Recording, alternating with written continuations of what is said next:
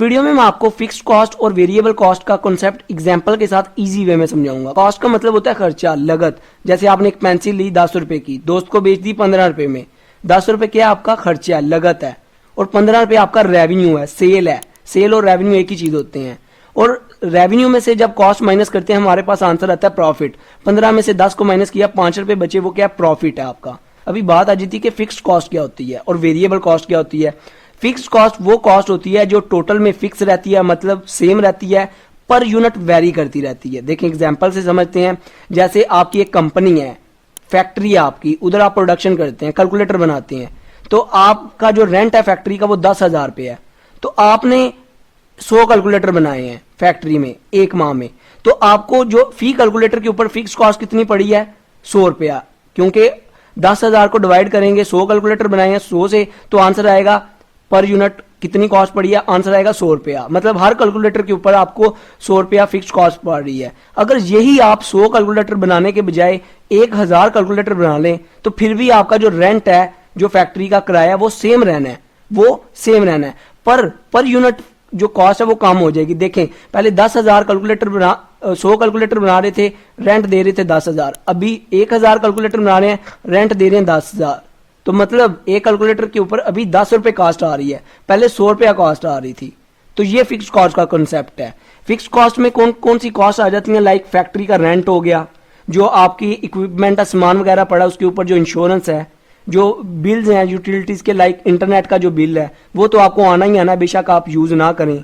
Normal scrap हो गया, जो लॉस हो रहा है नॉर्मल, लाइक 100 यूनिट बना रहे हैं, मशीन 100 यूनिट बना रही है, तो उसमें से एक यूनिट जो है वो डिफेक्टिव निकल रहा है, या स्टार्ट जब मशीन करते हैं तो 1-2 पीस जो है मशीन का जो यूनिट है वो सही नहीं निकलता, डिफेक्टिव निकलता है। या जो हम लोन के ऊपर इंटरेस्ट दे रहे हैं वो क्या है? फिक्स कॉस्ट है। तो ये फिक्स कॉस्ट का कंसेप्ट था। अभी आगे समझते हैं कि वेरिएबल कॉस्ट क्या होती है। चले एक और एग्जांपल आपको फिक्स कॉस्ट की देता हूं।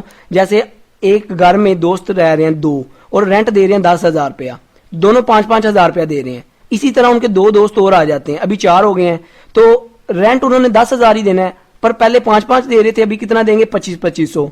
मतलब टोटल में फिक्स कॉस्ट सेम रहती है, पर यूनिट वेरी करती रहती है। वेरिएबल कॉस्ट क्या होती है कि जो क्वांटिटी के चेंज होने की वजह से चेंज हो जाती है, टोटल में चेंज हो जाती है, पर यूनिट सेम रहती है। लाइक अभी ये देखें कि अगर आप 100 यूनिट बना रहे हैं तो आपको रॉ मटेरियल कितना चाहिए? लाइक 100 यूनिट बना रहे हैं कैलकुलेटर की, तो आपको 2 कार्टन रॉ मटेरियल चाहिए, प्लास्टिक का दाना चाहिए या सर्किट वगैरह चाहिए थोड़े। तो जब आप 200 कैलकुलेटर बनाएंगे तो आपको ज्यादा रॉ मटेरियल चाहिए होगा, ज्यादा आपको सर्किट चाहिए होंगे, तो कॉस्ट क्या होगी? बढ़ जाएगी, चेंज हो जाएगी, क्योंकि क्वांटिटी चेंज हुई है। इसको हम बोलेंगे वेरिएबल कॉस्ट। जो डायरेक्ट मटेरियल कॉस्ट है, जो रॉ मटेरियल के ऊपर खर्चा है, ये वेरिएबल में आता है, क्योंकि जब क्वांटिटी बढ़ती है तो आपका वेरिएबल मतलब आपका मटेरियल भी बढ़ जाता है, रॉ मटेरियल आपको ज्यादा लाना पड़ता है। इसी तरह जो वेजेस हैं वो भी आ जाती हैं वेरिएबल कॉस्ट के अंदर। लाइक अगर क्वांटिटी बढ़ाई है तो आपको ज्यादा मजदूरों को ज्यादा घंटे वो काम करेंगे, ज्यादा पैसे देने पड़ेंगे। इसी तरह जो कमीशन है, क्वांटिटी ज्यादा है, लाइक 100 यूनिट पहले एक सेलमैन बेच रहा था, अभी आपने बोला 200 यूनिट बेचो, तो कमीशन भी बढ़ेगा, ट्रांसपोर्ट का खर्चा भी बढ़ेगा। पहले एक ट्रक में माल जा रहा था, अभी 2 ट्रकों में जा रहा है, तो क्या खर्चा बढ़ेगा। इसी तरह बिजली का बिल भी बढ़ेगा, पहले बिजली की कंजम्पशन थोड़ी थी, अभी ज्यादा हो रही है, यूनिट्स ज्यादा बन रहे हैं, तो ये भी क्या है? वेरिएबल कॉस्ट है। इसी तरह फ्यूल, पावर, ये सारे क्या हैं? टूल्स आपको ज्यादा लाने पड़ रहे हैं, तो ये सारे क्या हैं? वेरिएबल कॉस्ट हैं।